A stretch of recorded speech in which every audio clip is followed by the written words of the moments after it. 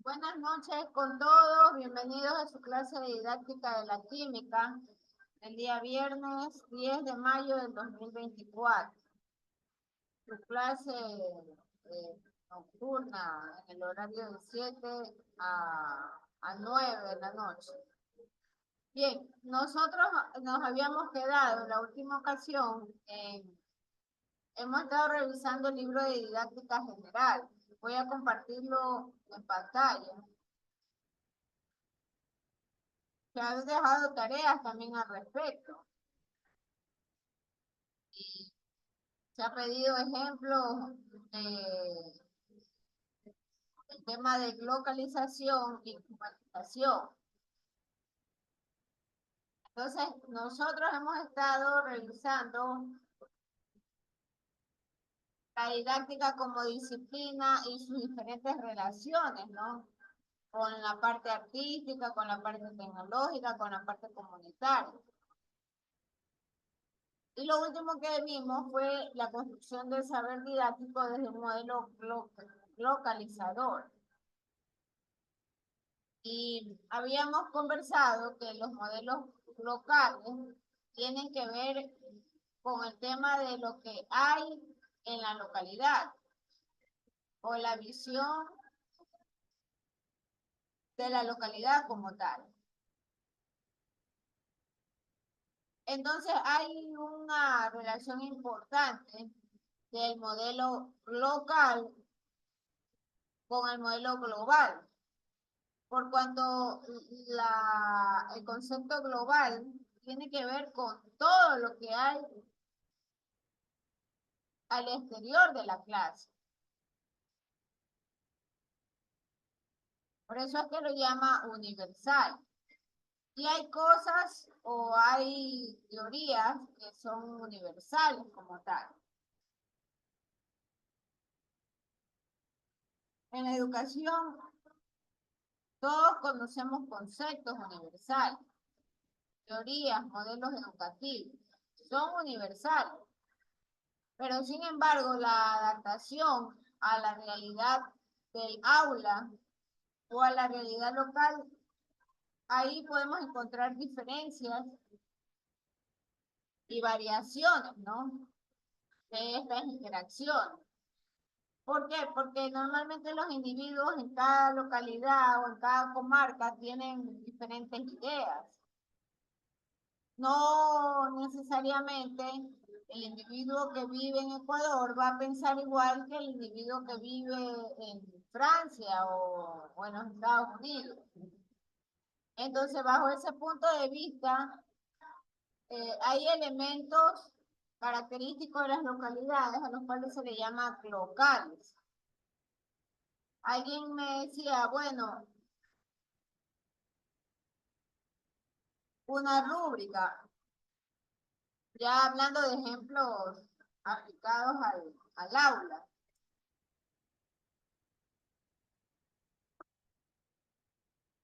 La rúbrica como tal es un concepto universal. Todos sabemos, o por lo menos tenemos el entendimiento de analizar que de manera universal, si quiero evaluar a los estudiantes,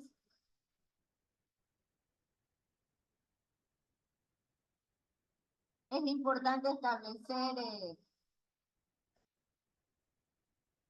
lecciones, pruebas, evaluaciones. Pero a su vez, el estudiante también tiene el derecho de poder conocer cuáles son los parámetros bajo los cuales se le otorgó la calificación. Y esto ya implica incluir dentro del desarrollo de la clase como tal las rúbricas. Y las rúbricas, por supuesto, se adaptan en función a cada tipo de evaluación. Es necesario recordar que las rúbricas deben de reflejar lo que el docente desea evaluar del estudiante. Y al final de todo esto, nosotros conocemos que hay una cadena importante de conocimiento. Si yo tengo mi proceso de enseñanza-aprendizaje bajo algún enfoque o bajo alguna óptica de educación, pues esa óptica tiene características. Y esa característica es la que va a incluirse en la rúbrica. Para yo poder saber si logré o no completar o llegar a los objetivos trazados en base a los modelos, a las estrategias que he seleccionado para esa aula determinada. Entonces, hay una pregunta en su texto que dice, ¿qué elementos de la localidad o de la ciudad constituyen claves para la generación del saber didáctico? Y ya nosotros hemos estado viendo que el concepto de didáctica general está fundamentado en pilares importantes. ¿Cuáles son esos pilares? Le vamos a preguntar a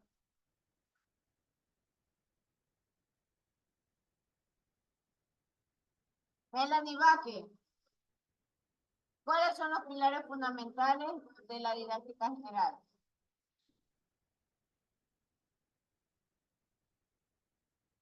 Melanie Vázquez, conteste. Dígame, Miss. ¿Cuáles son los pilares de la didáctica general? Eso lo vimos en el gráfico en las primeras páginas del libro. De la didáctica, disculpe. La didáctica general. La verdad que no me acuerdo, licenciada. Hay que repasar lo del No libro. recuerdo. Joseph Mendoza.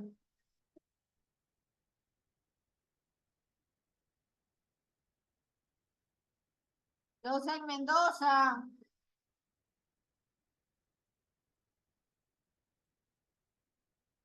Joseph Mendoza.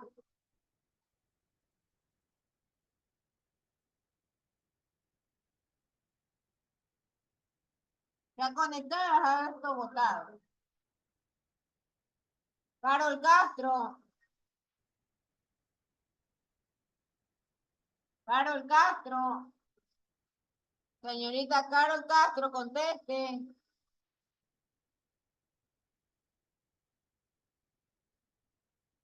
Carol Castro.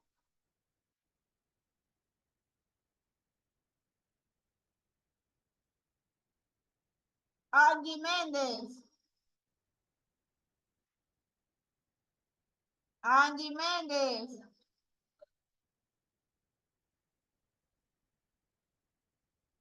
Angie Méndez, conteste.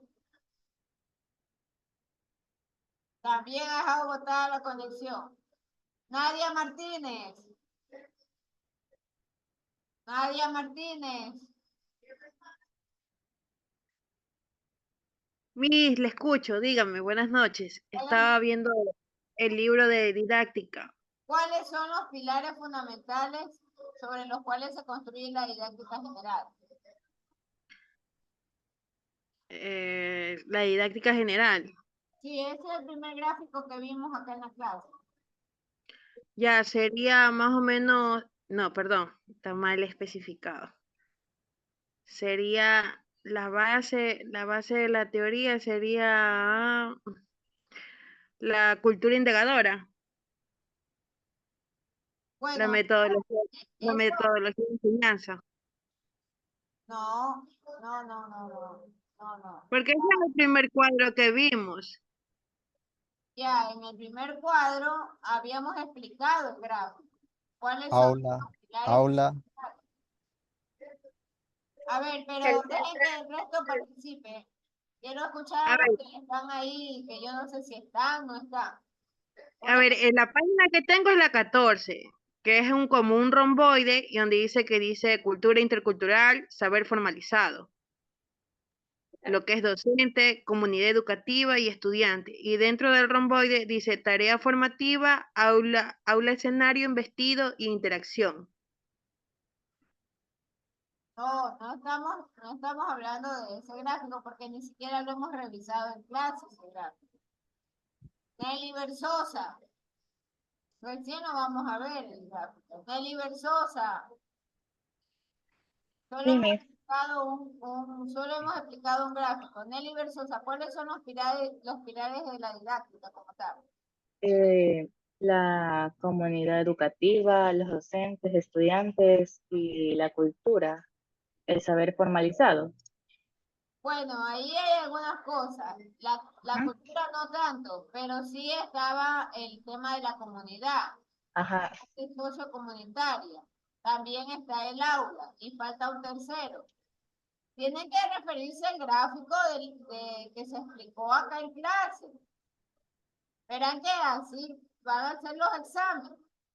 Por más que sea didáctica general o por más que ustedes ven cualquier cantidad de autores, tienen que referirse y contestar con propiedad.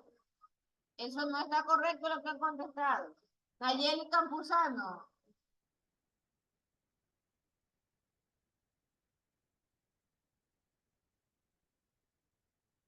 Nayeli Campuzano.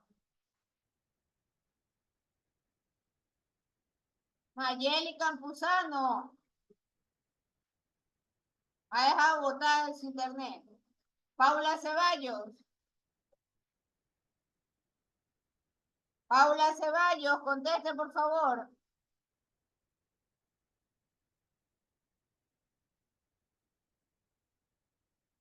Paula Ceballos. Otra persona que ha dejado. Bueno, yo voy a empezar, señores, de aquí en adelante a tomar en cuenta las personas que dejan abandonada su conexión. Y voy a empezar a penalizarlos, porque no puede ser que están conectados, pero han dejado botado la conexión.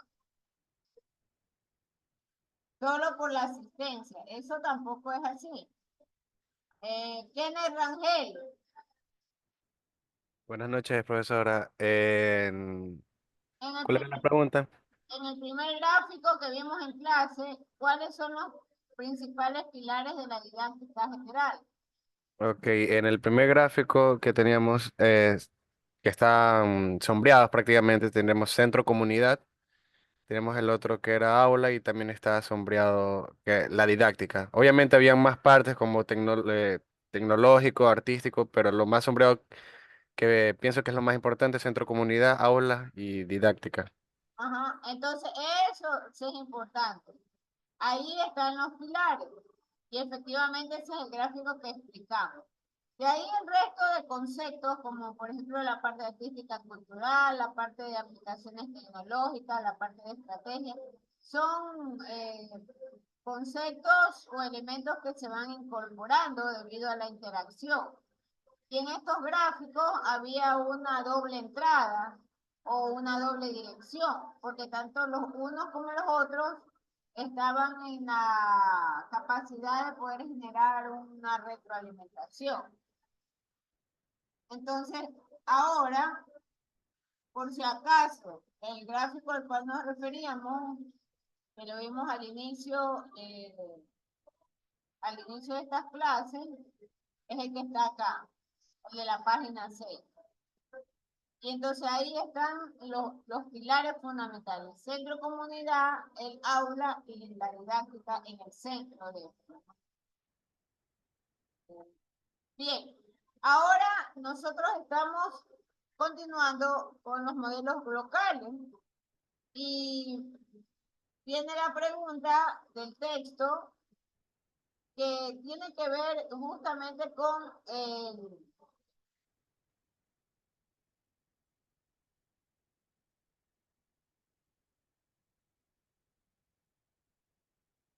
los elementos de la localidad que constituyen claves en la generación del saber. Entonces, el saber como tal tiene proyecciones de formación y por supuesto busca dar respuesta a problemas que vive la comunidad. Entonces, la didáctica se va a aplicar en función de estos retos de la interculturalidad, la incertidumbre y el medio local como tal. La didáctica finalmente lo que espera es, o lo que busca es que una vez aplicada dé respuesta a esos problemas que se han identificado en la comunidad. Y entonces hay un marco universal de trabajo que se empieza a conjugar y por supuesto se respeta por cuanto las teorías, eh, las tendencias, esos son conceptos universales. Entonces ahí nace un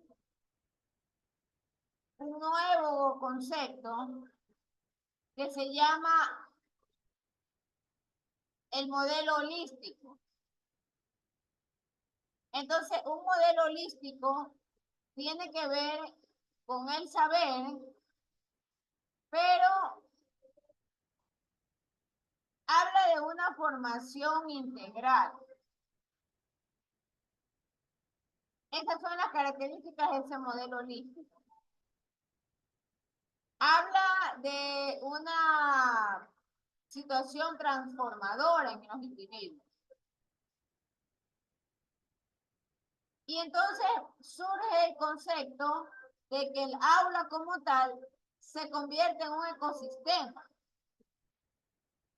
¿Qué es un ecosistema en términos generales? No, en este momento nos distraemos un momentito de la terminología de la didáctica y solo quiero que me describan qué es un ecosistema.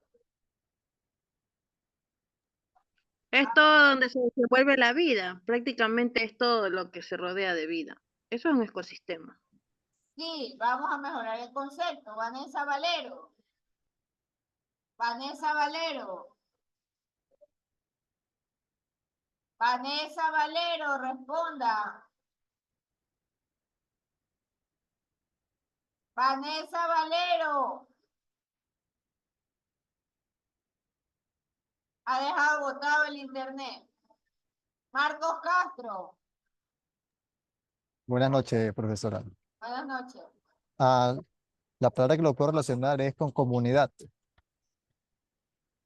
Ya, pero ¿qué es un ecosistema? Bueno, un ecosistema, lo puedo relacionar con comunidad. No sé, explíquelo con sus palabras. ¿Qué es un ecosistema? Bueno, ecosistema, según Google, es un conjunto de especies de un área determinada que interactúa entre ellas y con su ambiente abiótico. Correcto. Entonces, para aclarar, el sistema biótico es aquello que no tiene vida. Entonces, el ecosistema en términos generales tiene dos componentes, el factor biótico y el factor abiótico. El biótico es la parte de la vida. Y el abiótico tiene que ver con aquello que influye en el desarrollo de ese ecosistema y que le da soporte a la vida. Si pensamos en el ecosistema como tal, por ejemplo, la luz del sol es un factor abiótico. Si no hay luz del sol, las especies no podrían vivir. La energía del sol es importante y ellos almacenan de alguna forma calor. Otro ejemplo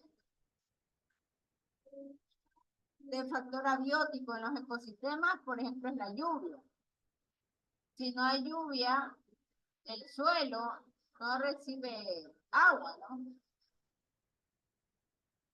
Si bien es cierto, cada quien tiene sus jardines, tiene su disponibilidad, pero los ecosistemas realmente dependen de la cantidad de lluvia.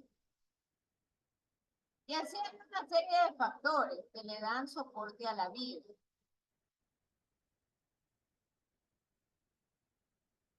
En el caso del ecosistema del aula, yo tengo elementos que dan soporte al funcionamiento del aula.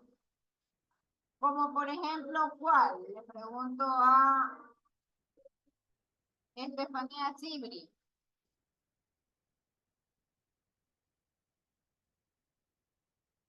Estefanía Sibri.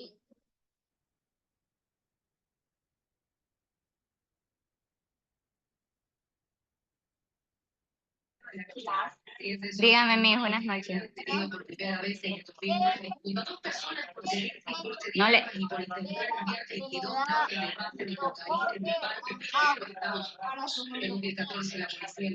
no le escucho bien, mi. ¿Me puede repetir la pregunta? ¿Qué elementos le da soporte al ecosistema del aula? El profesor, el alumno. ¿Qué más? Los materiales didácticos. ¿Qué más?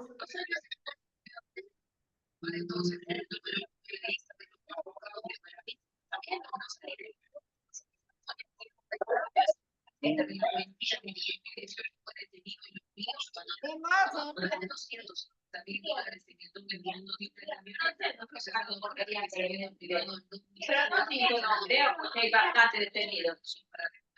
A ver, ayúdele Valeria España. Ayúdele Valeria España. Podría ser las pizarras, ya que ahí podemos realizar nuestros ejercicios, como usted mismo nos ha explicado en la pizarra. Correcto. Por- La por- pizarra.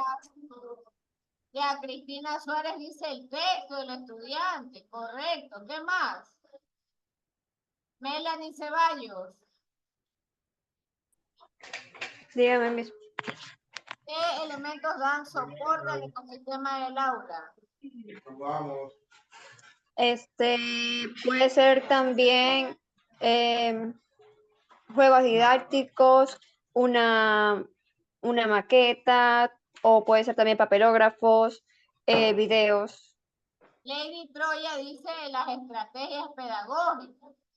Está bien, eso le da soporte al aula. Nadie llega a dar una clase si no hay una preparación previa. Si no hay un programa que completar, un sílabo que completar.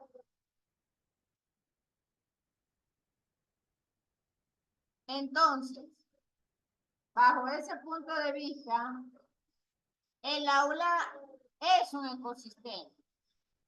Y ahí nace el concepto de didáctica ecológica.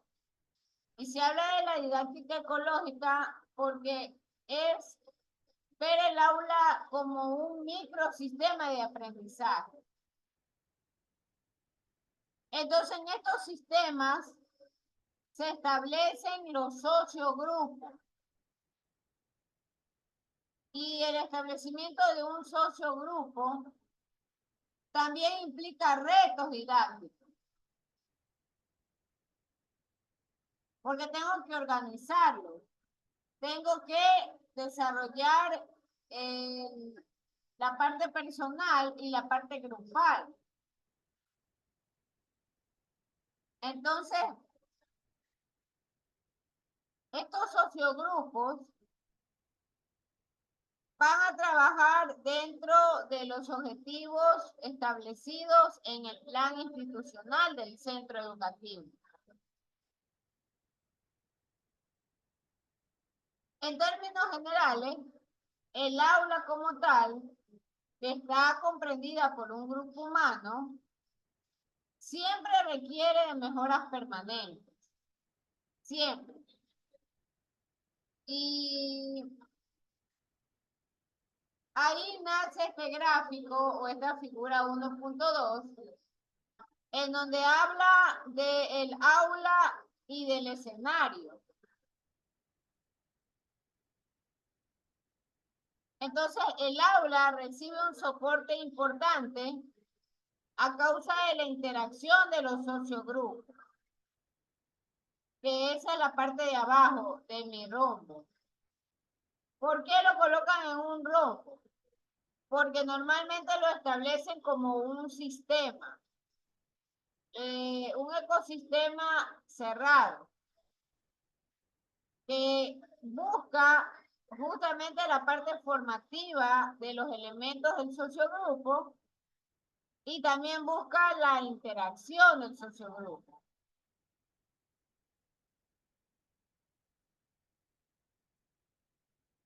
Entonces, esto se logra teniendo por un lado a los docentes, por otro a los estudiantes, por otro a la unidad, a la comunidad educativa, y todos ellos responden al saber o a la parte también cultural. Las figuras de los rombos, ya vamos a ver más adelante que el rombo se convierte muchas veces en un conector gráfico. Y este conector indica la importancia del concepto.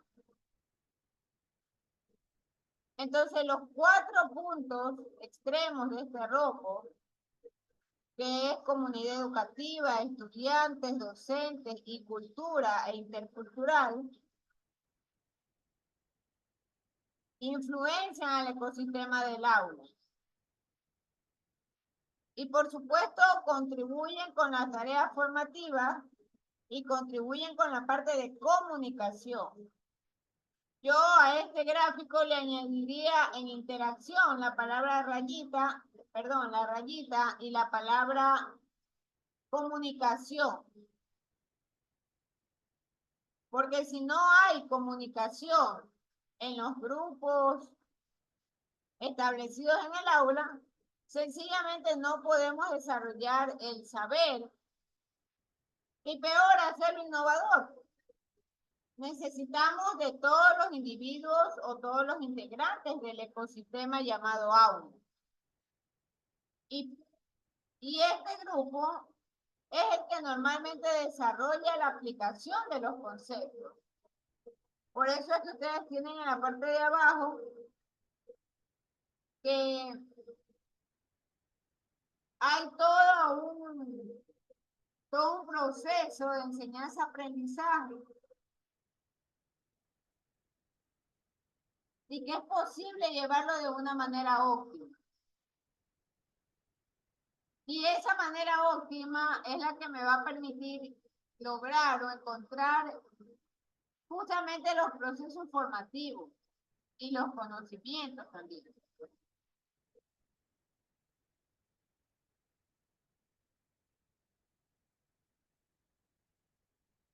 Bien, sale el siguiente tema, que es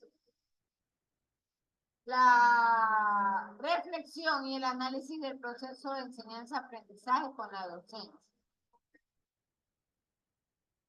Hoy en día se habla mucho de la holística como tal. Y estos modelos holísticos normalmente tienen características. Todo modelo educativo tiene características precisas y particulares. Porque en base a ello es que los expertos, se conoce que los psicólogos son los que tienen un alto grado de participación en el establecimiento de estos modelos educativos. Entonces, el modelo holístico integra la parte humana, el proceso como tal y la tecnología. Esa es la característica del modelo holístico. Y cuando se habla de educación,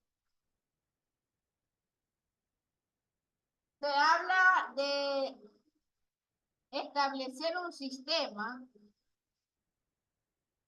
y este sistema es de forma global. Pero, sin embargo, es todo lo que integra el sistema debe ser monitoreado o evaluado.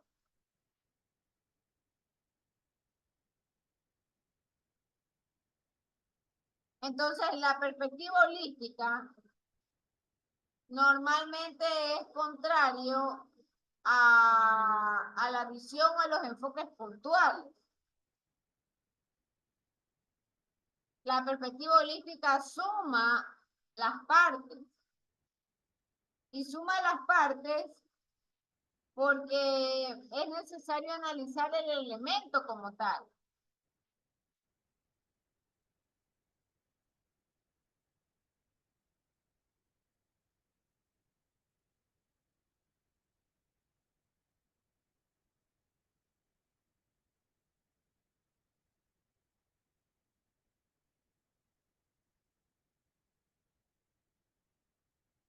Bien. Estamos en el literal del establecimiento de objetos, límites y posibilidades de la didáctica. Pero vamos a detenernos ahí, porque quiero avanzar con la parte teórica de la química como tal. La materia se denomina didáctica de la química. Por lo tanto, dentro del contexto global, están los conceptos fundamentales de la química a revisar y aplicar estos modelos teóricos que estamos revisando. Entonces, la formación o la oportunidad que brinda sobre los conocimientos en esta materia involucra analizar temas de química, ¿no? En este caso, vamos a empezar con formulación.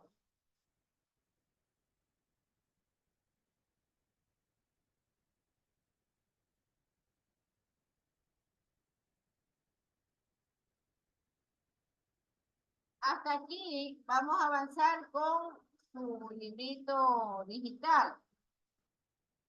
Va a quedar de tarea el que ustedes investiguen el concepto de modelo holístico, los componentes y mencione 3 ejemplos de elementos holísticos en el ecosistema de la clave. Y que usted explique, por cierto, por qué los considera holísticos, ¿no?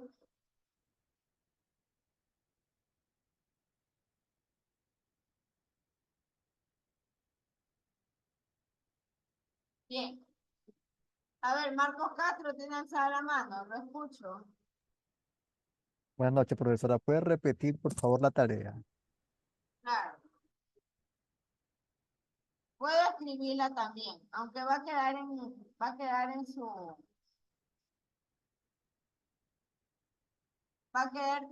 su campus virtual. Va a investigar qué es el modelo holístico.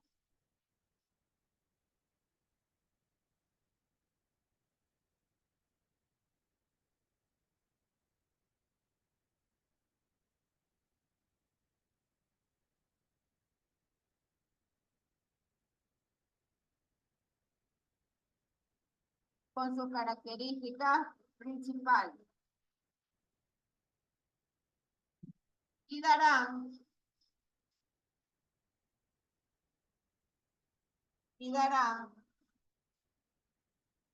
3 ejemplos de elementos holísticos en el ecosistema llamado aula.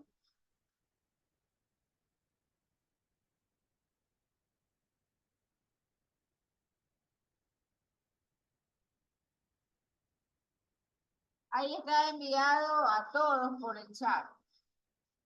Investigar qué es el modelo holístico con sus principales características y dar 3 ejemplos de elementos holísticos en el ecosistema llamado aula. Bien, entonces vamos a detenernos aquí con esta parte teórica, didáctica, y vamos ya a entrar a la parte teórica de la química inorgánica, porque eso es lo que vamos a ver acá en clase, química inorgánica.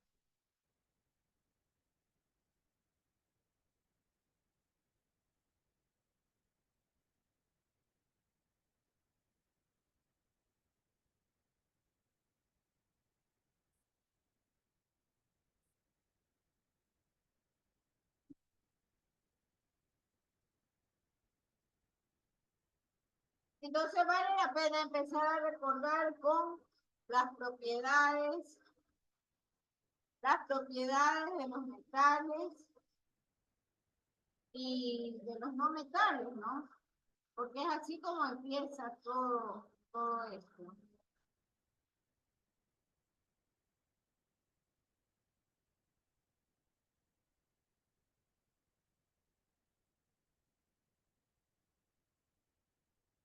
No voy a empezar con la materia como tal, porque ya es un concepto demasiado elemental. Vamos a avanzar un poquito más rápido y vamos a ver los conceptos de los metales y de los no metales.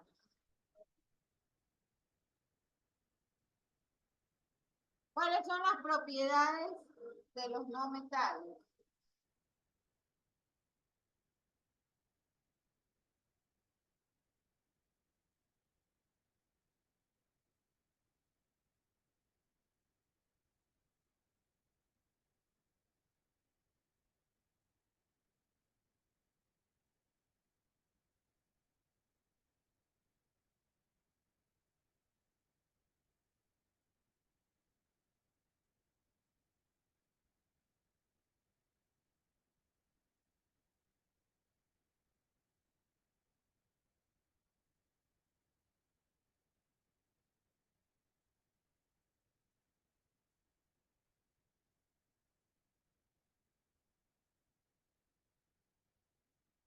Paula Ceballos. Repórtese, Paula Ceballos. Es la segunda vez que la llamamos a la señorita Paula Ceballos. Hola, Master, buenas noches. Disculpe, pero tengo algunos problemas con la conectividad. Pero ahorita sí la escucho, dígame. Señorita Paula Ceballos, ¿cuáles son las características de los elementos no metálicos? De la tabla. Que no conducen electricidad. Correcto, sí. Son malos conductores, está bien. Son malos conductores. Vamos a anotarlo acá.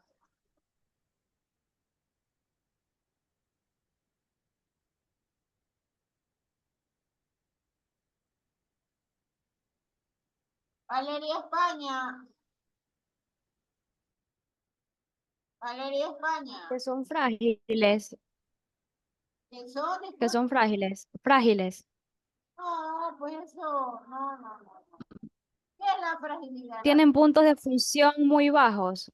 La fragilidad es cualquier cosa, pues, ¿no? No. No, ayúdele, Jennifer Guaní.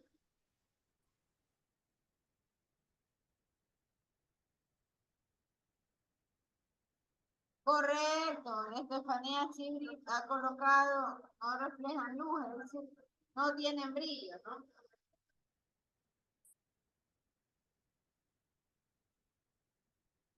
Son sin brillo, correcto. Estela Malatay.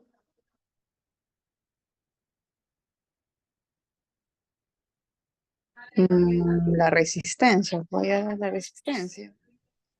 No. Estamos hablando, vamos a entrar o estamos viendo la parte de química inorgánica. Y lo que estamos en este momento revisando las propiedades de los no metales. No es cualquier cosa que hay que decir.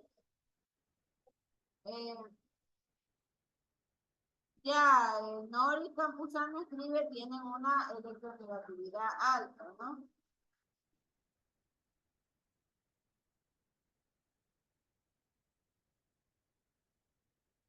Son electronegativos. Eso es correcto. Ya, pero básicamente o fundamentalmente son gaseosos. Son gaseosos.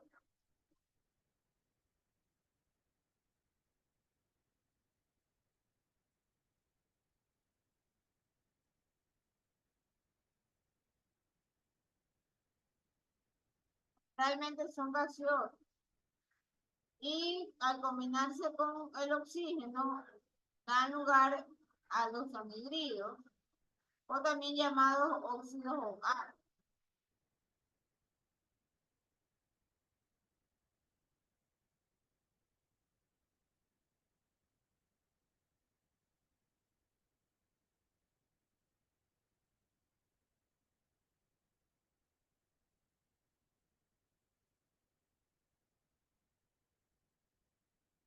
Al combinarse con el oxígeno, forma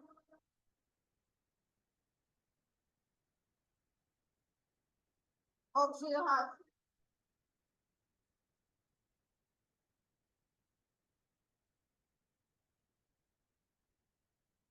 ¿Y qué pasa cuando se combinan con el hidrógeno? María Macías.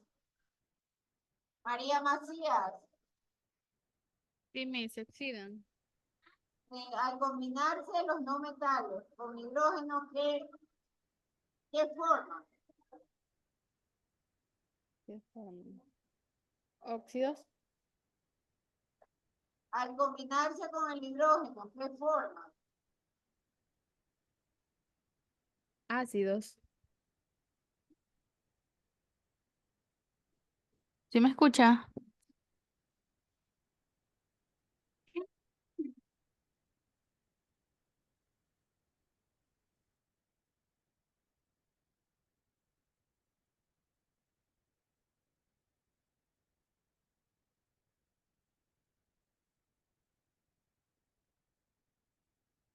Ahora, los no metales normalmente siempre tienen que estar, o hay ejercicios en los cuales se hace comparaciones de elementos. Y aquí hay involucrados conceptos como, por ejemplo,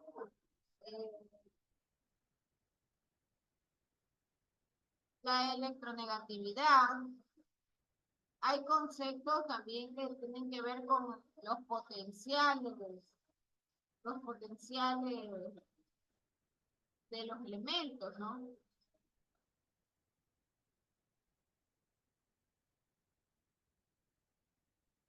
Y además hay elementos que ya vamos a ver también las características de los metales.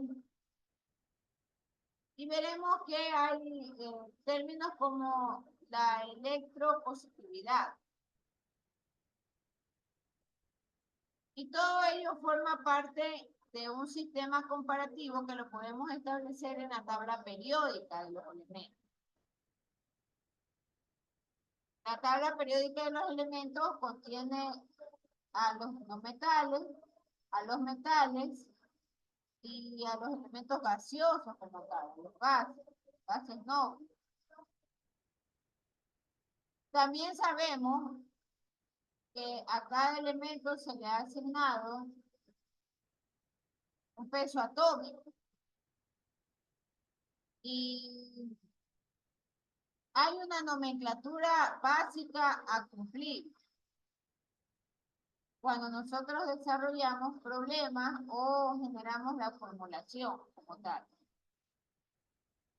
Aquellos que no conozcan o que no sean de la especialidad, pues es necesario que abran o busquen sus libros de química y repasen sobre todo la nomenclatura.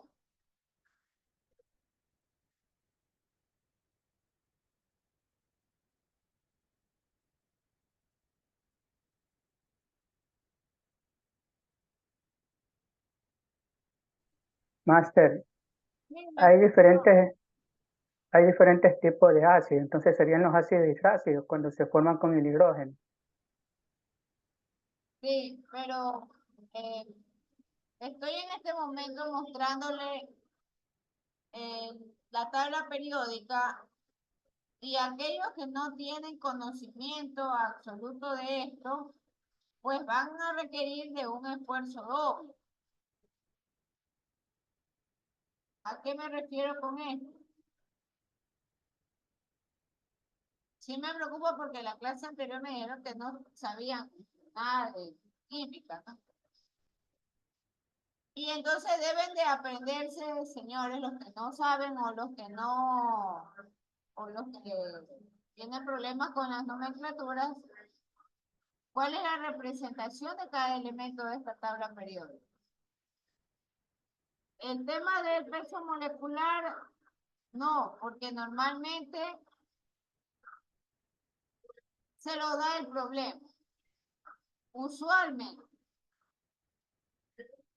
hay ciertas operaciones que uno debe de realizar cuando ya estemos formulando. Entonces yo ahí les diré que sumen estos pesos moleculares. Pero en todo caso, esta tabla periódica tiene que estar en sus manos para efectos de esta clase. Es importante que esté en sus manos.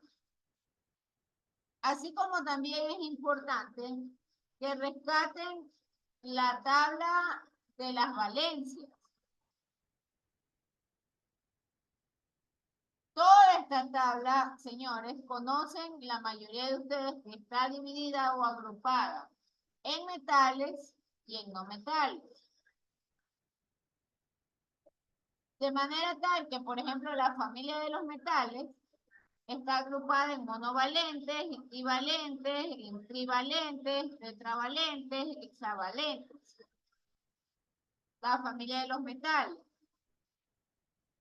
Por otro lado, también sabemos que la familia de los no metales está agrupado en la primera familia, que son los halógenos o monovalentes, la segunda familia, que son los anfígenos o divalentes, la tercera familia, que son los nitrogenoides o trivalentes, y la cuarta familia, que son los carbonoides o tetravalentes. Eso nosotros conocemos como contexto general. Usualmente a la mayoría de las personas se les presenta a veces olvido con respecto a las valencias.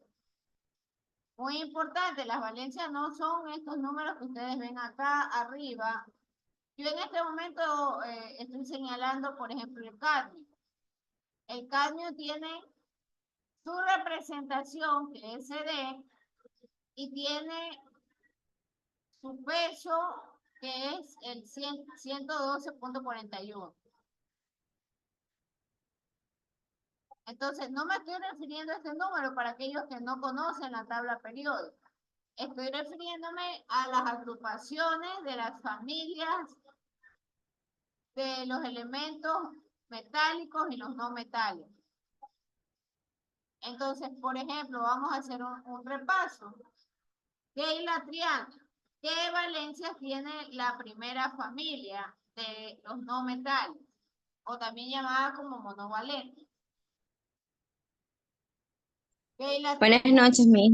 ¿Me puede repetir la pregunta? Es que tengo el internet falloso. ¿Qué valencias tiene la primera familia? De los no metales. De los no metales, correcto. Estamos viendo Más 3, más 5, más 7. 1, 3, 5 y 7, correcto. Es 1, 3, 5 y 7. ¿El 1 para qué? Para terminaciones hipo-oso, el 3 para oso, el 5 para ico y el 7 per ico. Eso es importante saber o recordar. Sofía Martínez, ¿cuáles son los miembros de la primera familia de los no metales? Sofía Martínez.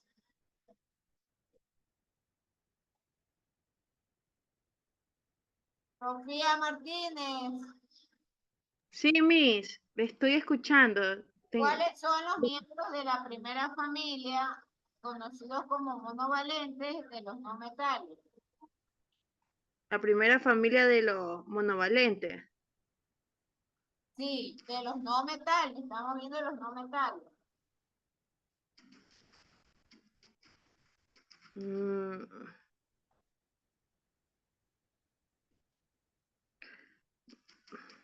Sí, señorita Nori, justamente estamos hablando de ya de saber, pero ahora queremos los miembros de la primera familia. Los nombres de los miembros. A ver, se da cuenta, posiblemente usted sí sea de la especialidad, pero se le ha olvidado. Necesitamos que tengan en la mano su tablita de las familias. Angie Méndez. Angie Méndez.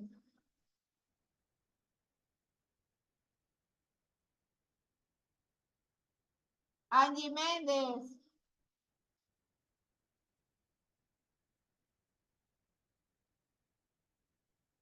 Sí, correcto. Es la primera familia, pero quiero los nombres. A ver, Caroline Chicaiza habla del flúor, del cloro, del bromo, del yodo y del cianuro, ¿no? Pero del cianuro, el ciano, que es un caso especial. Esos son la primera familia. Está correcto, muchas gracias. Vámonos a la segunda familia, de los no metales o también llamados bivalentes. Joseph Mendoza. Joseph Mendoza.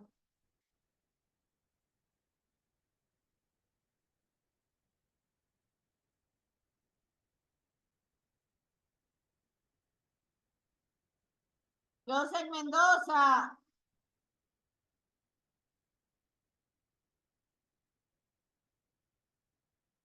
Joseph Mendoza. ¿Ha dejado botado el internet ese señor? Kevin Miranda. Dígame, Miss. ¿Cuáles son los miembros de la segunda familia de los no metales? El cloro. No, equivocado. De la, de las- Equivocado, señor. Equivocada, Nadia Martínez. Completamente equivocada. Helio, neón y argón son gases. Marianela Quinde. Sí, tiene los nombres. Está correcto. Polonio no. Polonio no, generalmente no. A ver, vamos a pedirle a Nayeli Campuzano. Nayeli Campuzano. Dígame, Miss. Los miembros de la segunda familia. Está el oxígeno, el azufre, el selenio y el telurio. Y muchas gracias. Los casos especiales son el cromo y el manganeso. Son casos especiales. No se olviden. El caso especial.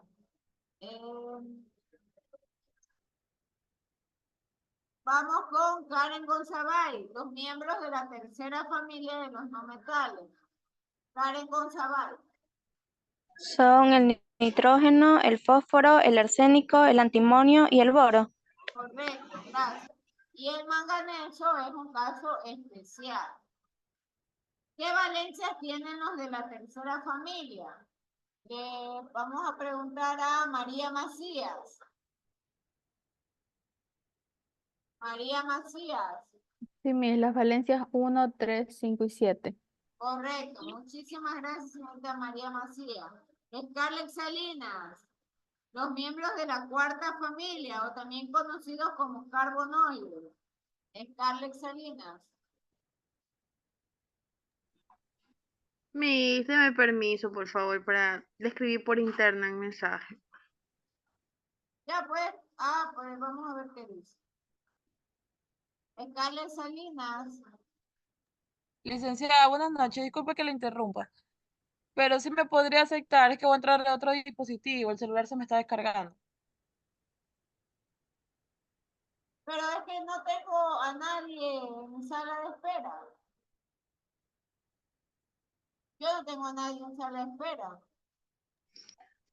Yo solo le pido permiso para ir nomás y ya regreso. No soporto. Bueno, le comento que estamos como a Fanny Espinosa. Ya, Kevin Miranda responde, carbono, litio y germanio. Está bien. Y la valencia dice Lady Troya, es correcto, es 4. Bien, ahí tenemos nosotros un repaso de las familias en las cuales están agrupadas los elementos no metálicos. No estamos hablando de los gases nobles. Cuidado, cuidado, se confunde. Vamos ahora a ver o a repasar las propiedades de los elementos metálicos.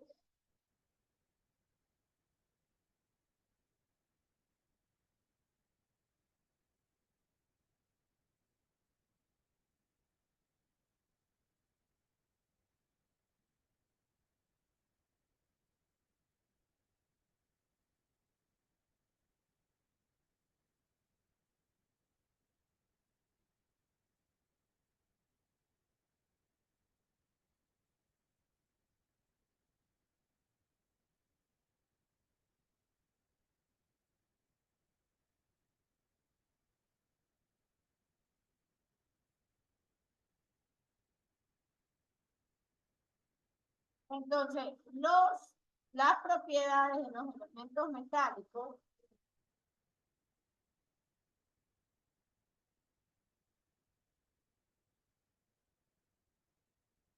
son buenos conductores. Gracias, señorita Suárez Cristina. Son buenos conductores de calor y electricidad.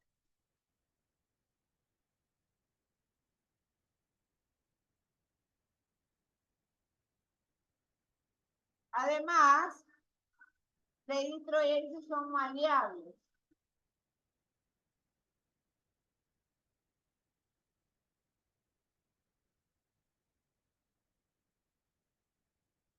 Melanie Vázquez. Melanie Vázquez. ¿Qué otra propiedad tienen los metales? Señorita Melanie Vázquez, responda.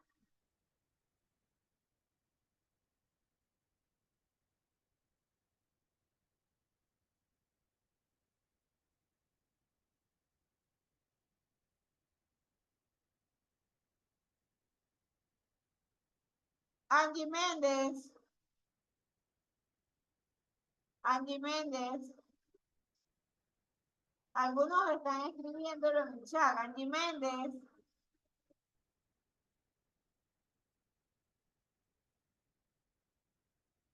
Carolyn Chica Isa también escribe. Y dice, tienen baja.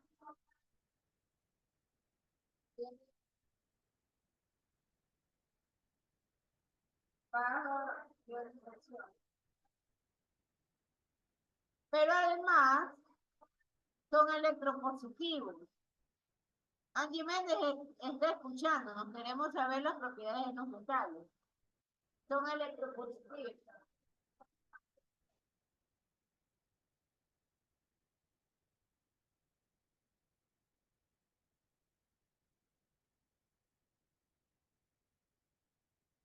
Y además con el oxígeno producen óxido.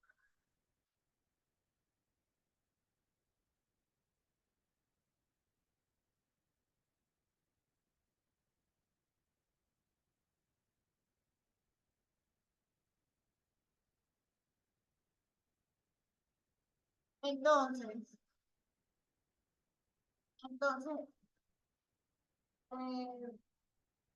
generalmente ellos tienen brillo metálico, ¿no? Tienen brillo metálico. Y además, ellos reflejan la luz fácilmente.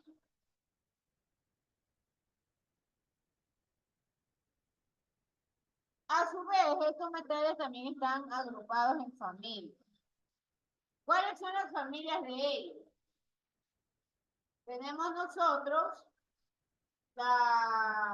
los monovalentes. Sí, son útiles y maleables.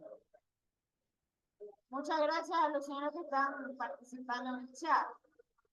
Y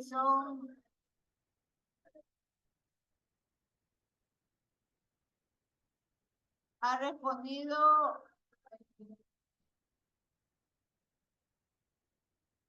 Rangel Soriano, Quiñones Cedeño, Méndez Villarroel. Bueno, Méndez Villarroel solo escribió, parece que tenía problemas con el micrófono. Chica Isa, Carolina, Valera, Vanessa. Ay, Miss, disculpe, es que me fui a ver la computadora. Dígame, Miss. ¿Me Ah, llamó? No.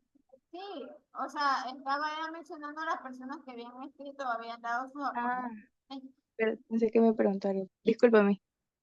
Gracias. Entonces, tenemos a las familias. Tenemos la familia de los monovalentes, las familias de los bivalentes, de los trivalentes, de los tetravalentes, de los hexavalentes. Esas son las familias en general de los metales. Y por supuesto, cuando uno menciona los monovalentes de los metales, tenemos que obviamente la valencia es una, mono. Cuando hablamos de los bivalentes, la valencia es 2. Cuando hablamos de los trivalentes, la valencia es 3.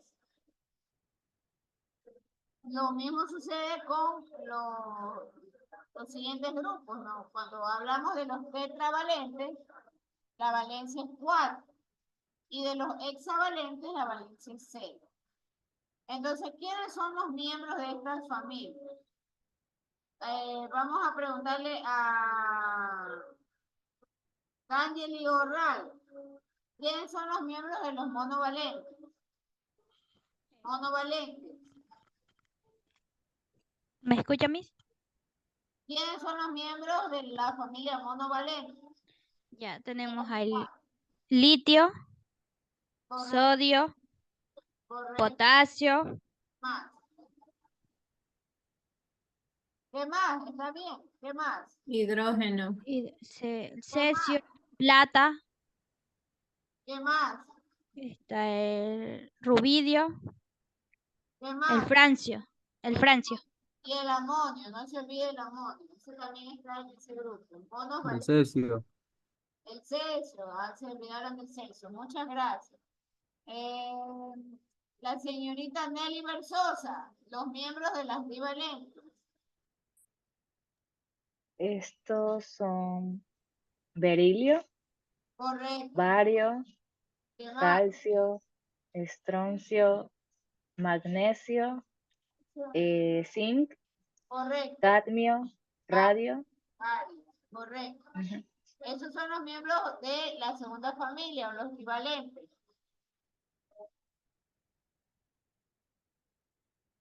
Jennifer Planta, los trivalentes. ¿Cuál, Miss? ¿Trivalentes o tetravalentes? Trivalentes. Trivalentes está aluminio, el indio, galio, bismuto, escandio. Bien, gracias. Entonces, no se olvide, ellos tienen como valencia 3. Ahí Valeria España nos está escribiendo en un chat. Entonces, hay que recordar la nomenclatura de ellos. Vámonos con los tetravalentes y vamos a pedirle a Lady Troya. Lady Troya, Sí, Miss. En los tetravalentes está el platino, paladio, osmio, torio, iridio, circonio, y rutenio ¿qué más? y renio. Hecho, correcto, gracias.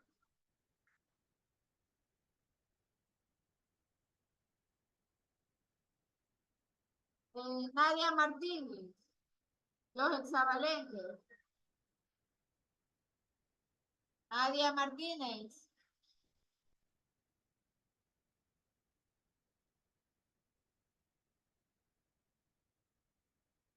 Nadia Martínez, responda.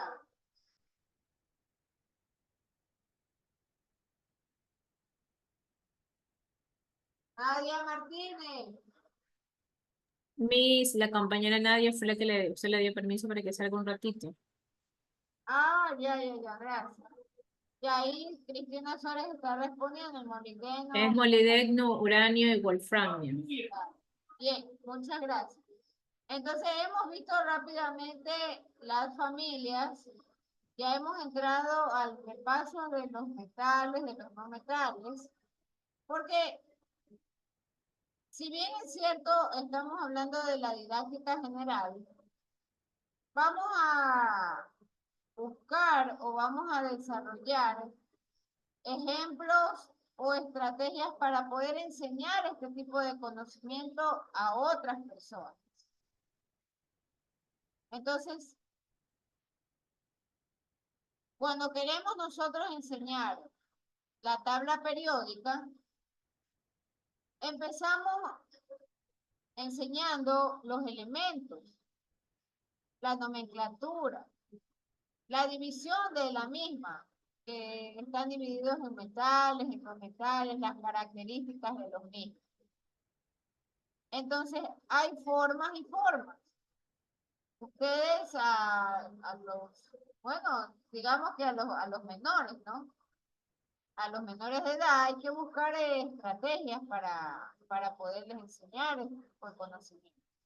Y ahí nos valemos de ciertas herramientas o ciertas estrategias dentro del proceso de enseñanza-aprendizaje.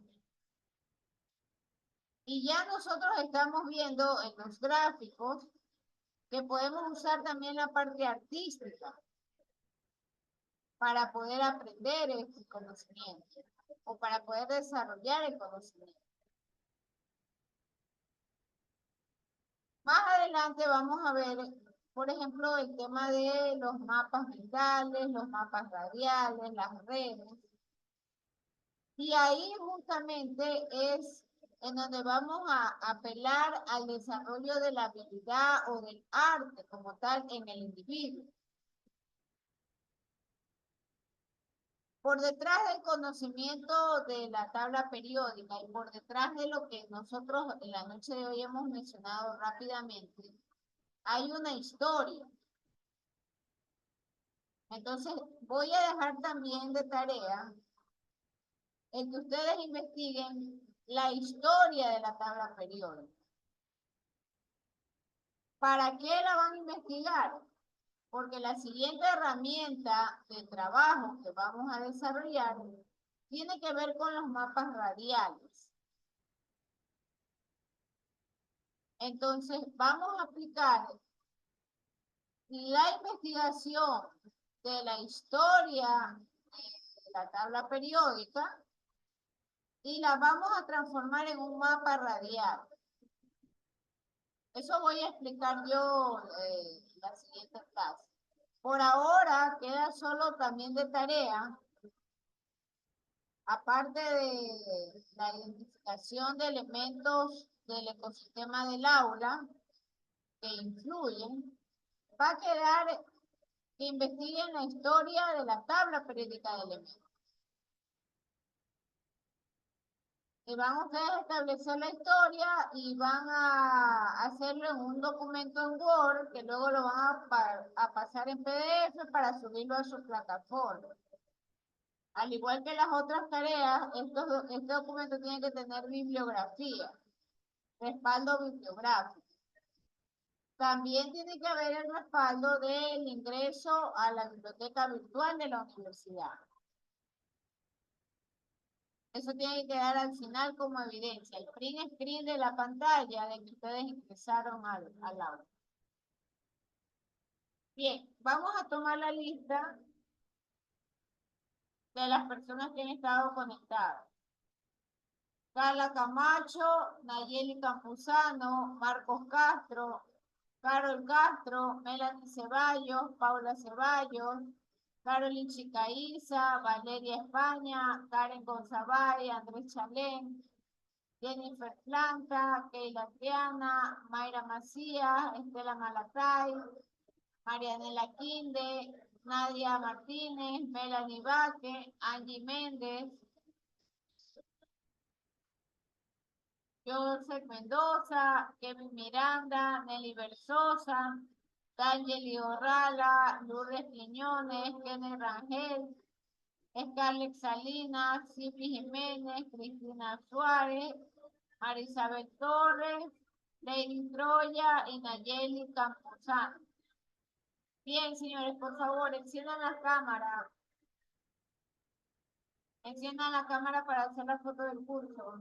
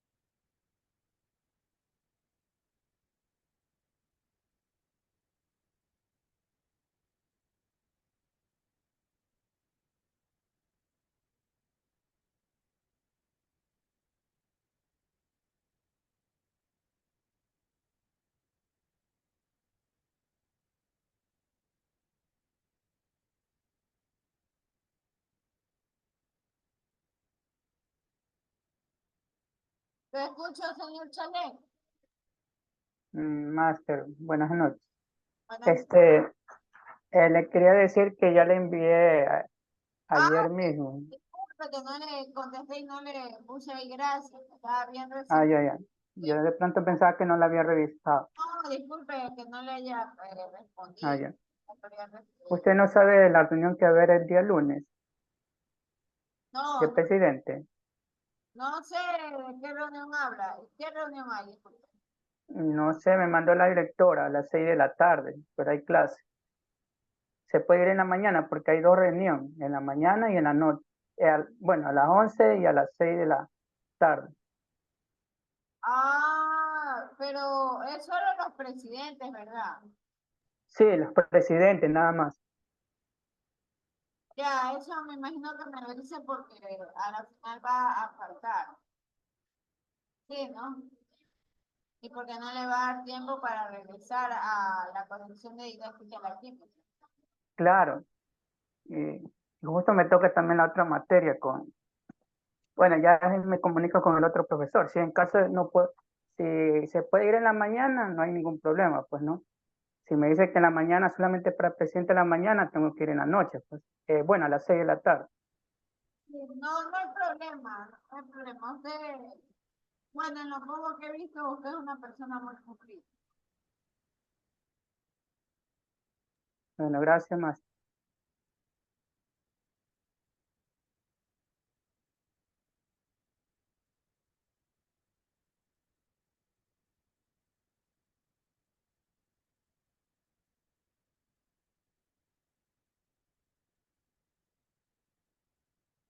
Yo no sé, Melanie Vázquez, Nayeli Campuzano, Scarlett Salinas, tiene que abrir la cámara. No puedo hacer una foto solamente ahí con esos letreros. Yo sí tengo encendida la cámara, sino que estoy conectado de dos dispositivos. No, yo hablo de Scarlett Salinas. Scarlett Salinas, Melanie Vázquez, Angie Méndez. Hablo de José Mendoza, Keila Triana. Y Kevin Miranda veo es una mancha oscura. No se le ve la cara. Sí, mijo, se me dañó la cámara. Jennifer Guanín, la clase, ya. Ya veré. Déjeme tomar la foto de esto.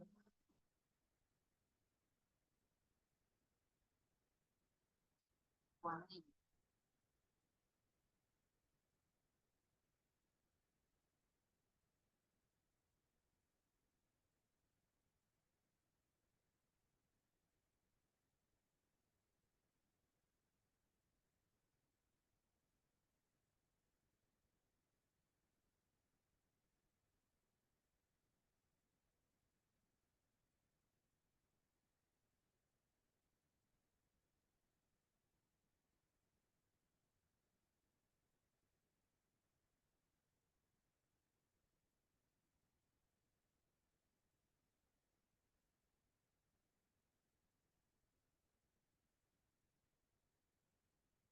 Bien, hay 31 personas más la señorita Guanín, que salió por una emergencia. Con ellos son 32 personas. Bien, vamos a dejar hasta aquí la clase. Muchísimas gracias. Nos vemos la siguiente semana. Cerramos la grabación. Gracias.